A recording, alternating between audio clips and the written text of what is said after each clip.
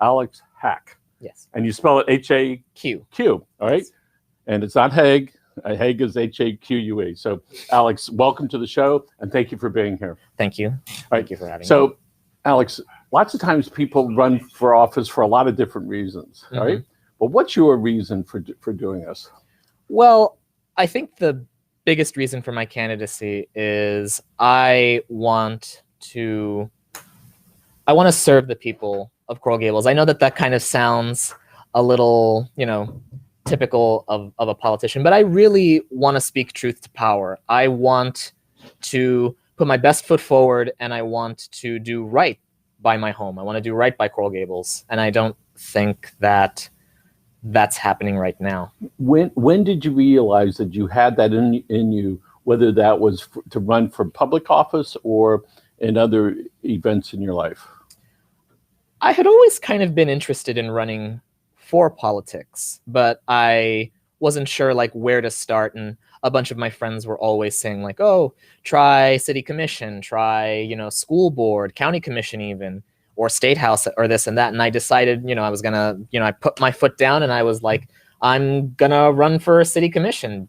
Let's talk about that moment when you decided, all right, to put your foot down. Tell us and your audience and people that are watching you what that was like, and when you made that decision and when you figuratively did that. Well, I drove to City Hall and I asked for a statement of candidacy. Let's talk about before that. Oh, before that? When you decided, and you said, I'm going to do this, because there is a moment of clarity when we do things like that. You said, yes, I'm going to do it. That actually, I want to give a big thanks to my campaign manager, Sam Duran, because she was the one that actually was like, do it. Don't just talk about it, actually do it. And I was like, doggone it, I am going to do it. So when as that was creeping out from deep in there, by the time as you were saying that, what was that like spiritually and emotionally when you took that big step? It didn't really register immediately until after I had turned in my statement of candidacy at Coral Gables, because I still needed to figure out a few certain things. I don't really know a lot of the jargon. So, and also I'm in grad school, so I didn't immediately turn in the paper when I signed it. I waited a week because of classes as well as my. So my during the time that you went and you got the paperwork and you turned it in, share with us, because it really goes to your soul. Right. What you were going through in that week. You're looking at the paperwork and you didn't quite turn it in. You got your foot down and you go, okay, now I still have to go do whatever it is. So what were you going through during that time? I was in the middle of finishing grad school, and I wanted to turn it in as soon as possible, because I didn't want to wait till the last minute. I wanted to spend at least the winter break doing a lot of talking to people, as well as speaking with people in the city. And there was that moment that I thought, I have it signed, not everything is, set in stone. I can always, not turn in the paper, but I decided against that. I decided that I really did want to take this seriously and put my best foot forward and run. So somebody's listening out there and saying, I've been there. I've decided to go do something, and I started the process. And as I was waiting in line, maybe to do it, or working on some other things, or it was emailed to me, I haven't sent it back yet. And that during this time I could still get out of it. All right. But in this case, you decided to still go forward. Yeah. When you decided, when you had it there, when was the second time you said, yes, I'm going to do this. I'm not going to wait any longer? And what was that like when you finally put your stamp on it, or wrote a check, or whatever it was that you did to finalize, hey, I'm a candidate?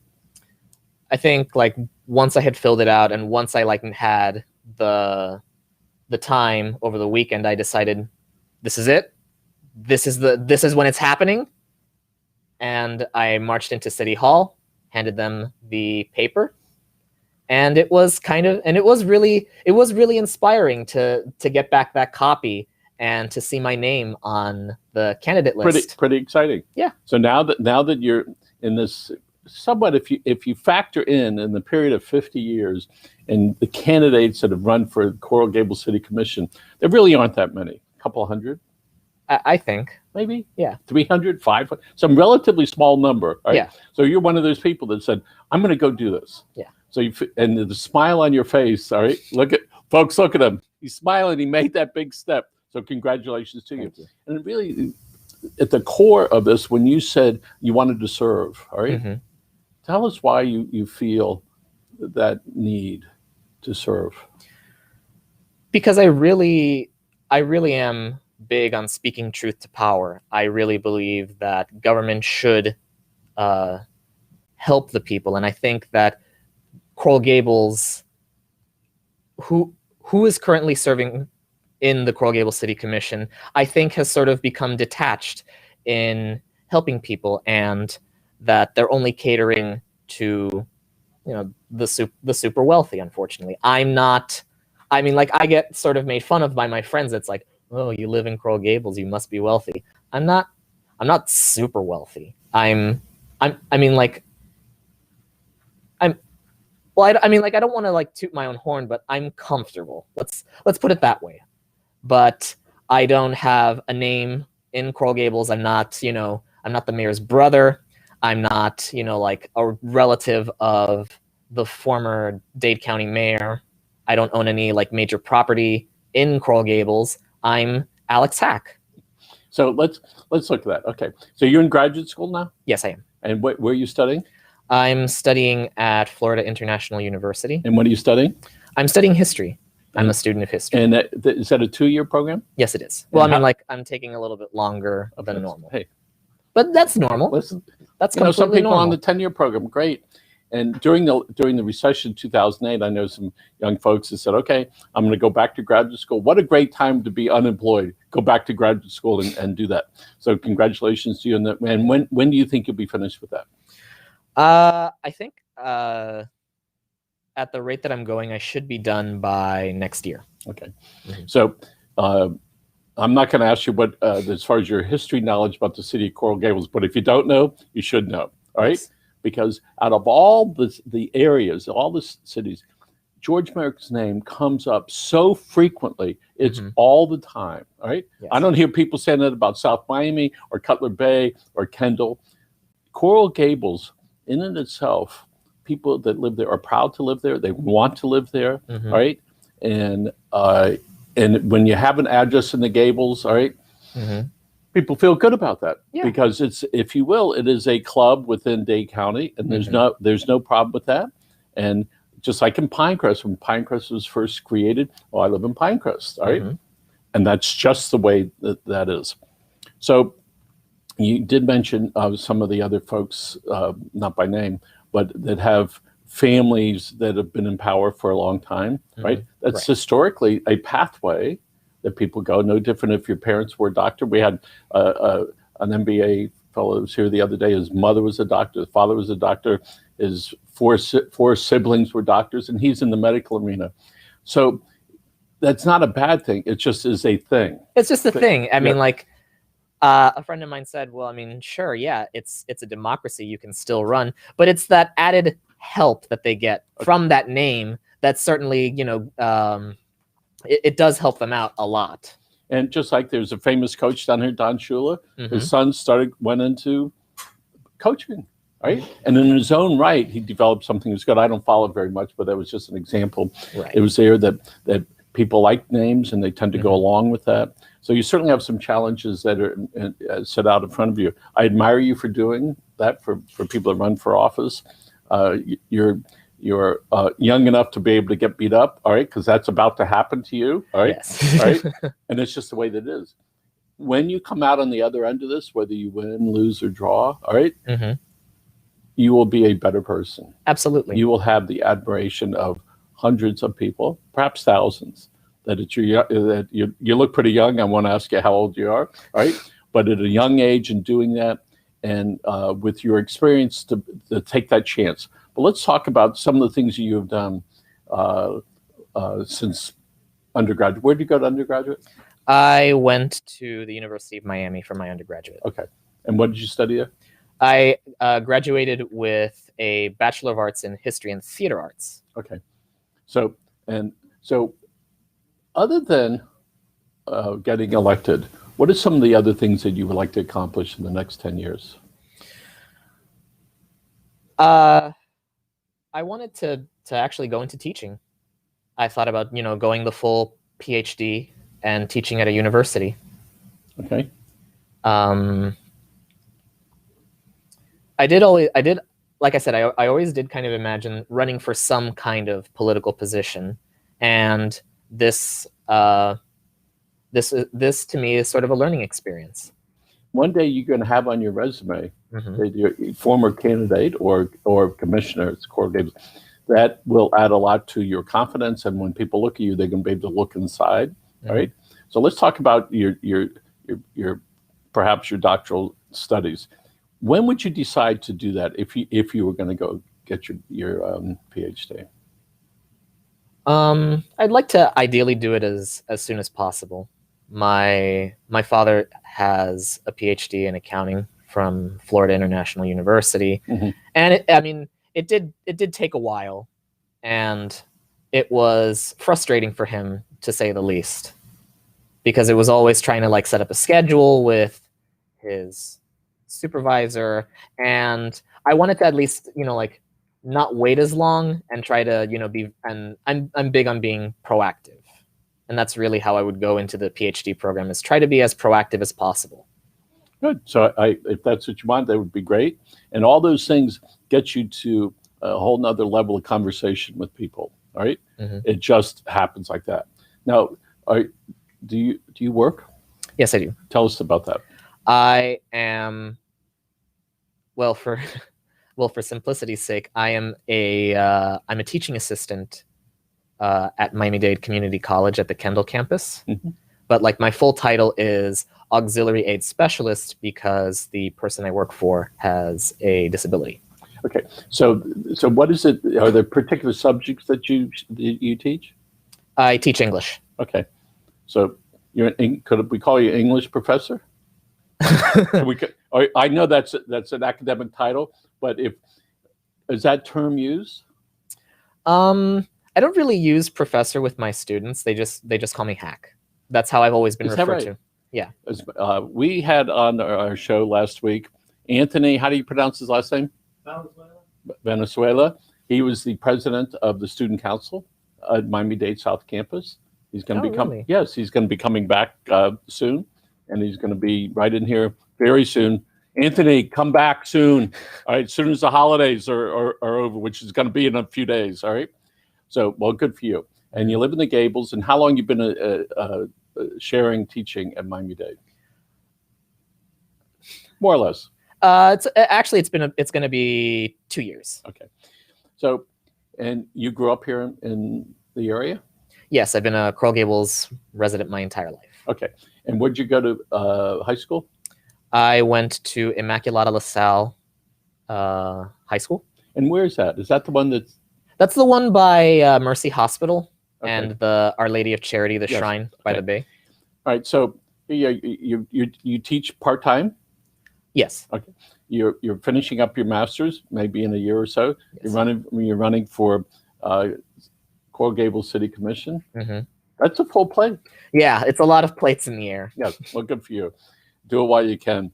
So, what are some of the things, if you're fortunate enough to be elected and get the confidence of the voters, what are some things that you would like to bring to the table for an open discussion with your colleagues and with the citizens of Coral Gables? I think my biggest pet projects as both a candidate and hopefully to be on the commission is to ameliorate the parking situation in Coral Gables, because I can speak from experience, and a lot of my friends can speak that Coral Gables parking is not great. Yep. And then development, both in terms of housing and sort of small businesses, because not only because of the pandemic, but I think also just how Coral Gables has kind of gone about reinvigorating itself. Like, my biggest sore point with the city was how they handled the streetscape and the beautification of Coral Gables. By taking away the angled parking and creating parallel parking, it's not only limited the amount of parking available, but it also removed that sort of convenience where you could just kind of go in and then maybe spend 30 minutes in a shop. Yes, and people that have trucks that have a hard time parallel Exactly. parking, it's like, oh my goodness. So that's frequently a great debate, and Victor Dover is a well-known urban planner, has a lot to say about that. But the city went through several years redoing Miracle Mile, and also the restaurant district on the other side that was a few years ago.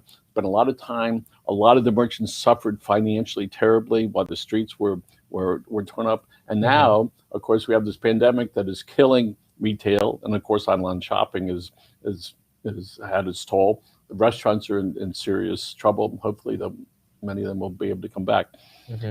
We were looking at some of the candidates and people that have been elected to the city commission.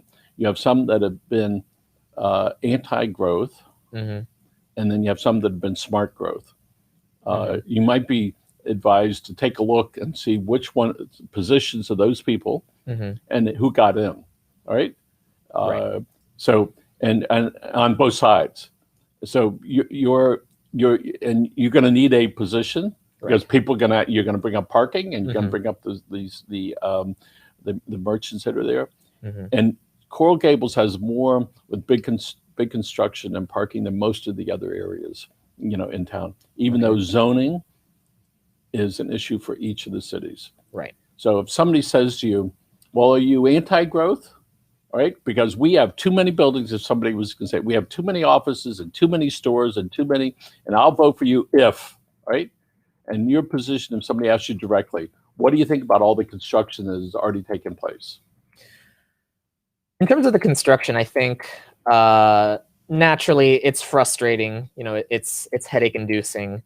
But I think that, yes, if we're smart about where we construct and what we construct, I think that will be the biggest benefit to the city. There are plenty of times, and you have to imagine, they'd imagine that you're on stage somewhere, and you have the pro-growth people pulling one arm this way for you, then you have the anti-people pulling you this way, and then you have your own core beliefs. Right. Because if it hasn't happened yet, that's exactly what is going to happen, right? And sometimes getting elected there's always a money issue. I'm not saying the person with the most money wins, all right? Because we see it in South Miami all the time.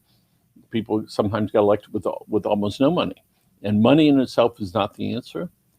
But how are you raising money if you need it, and how are you communicating with the voters in Coral Gables? I've already, at the behest of a friend, sort of set up a donation on my website to make easy access for that, and I've been speaking to people. Why don't you tell us what your website is? Oh, it's Haq 2021. Haq2021.org. That's HACK. HAQ. Hold on. Okay. Let me show you guys. There This you is go. my card. There you go. Okay. And on it, yes. Why don't you leave that with me? Can I have Sure. that? Yes. Oh, by the way, folks, when our guests come in the building, we take the temperature, wash your hands, and there's a glass in between us in case you didn't see that, and we all have our masks, right? When we come in and when we sit down, we take it off. Right. So getting back to how are you meeting people, and how are you raising money, even if it's a minimal amount of money? So both things. I haven't been while I haven't been successful in raising money, a lot of the expenses like the cards and flyers that I've been setting up have been coming out of my pocket directly. And I do want to do a lot of door knocking, and I have a good jumping off point. My parents in my middle school created a directory for all the students in my middle school, St. Teresa Catholic School in the area. And from there, do that as a mailing list, send out flyers, and use that to help. Did you make a card yet? Do you have a statement of your positions on anything yet? Yes, that is also on my website. Okay. And So it's important for people to go to your website so they can find out more yes, about you. That election is in April. yes. And how many people so far have registered to run in this seat? Not including me, there's 5 other people running In there. this seat? In the seat that I'm running. Really? So there's Yes. 6 people Yes, so far. so far. When is the end of qualifying? The end to qualify. Well, for people to put in their name. That I think is in February. Right. So 6 Yes. people so far. That's a lot of folks, all right? Mm-hmm. And so it's the top 2 vote getters that get in. So Right. it's unlikely that somebody's going to get 50% plus 1. Right. So what are you going to do so that your candidacy is seen as a qualified one and a hopeful one, so that when people look at this list of 6 people, Mm-hmm. they're going to say, I'm going to vote for Alex Haq? What are you going to do?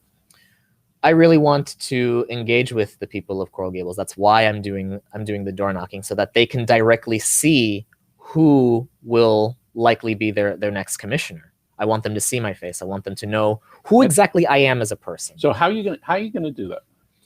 Well, I mean, aside from, like knock on the door Yep. and be like, hi, my name is Alex Haq. And then I'm just going to be honest, as if, I'm talking to you right now, tell you what I stand for, where my values are at, and who I am as a person. Okay. So let's start with that. Yes, people want to know about your past, but they also want to know what your position is today.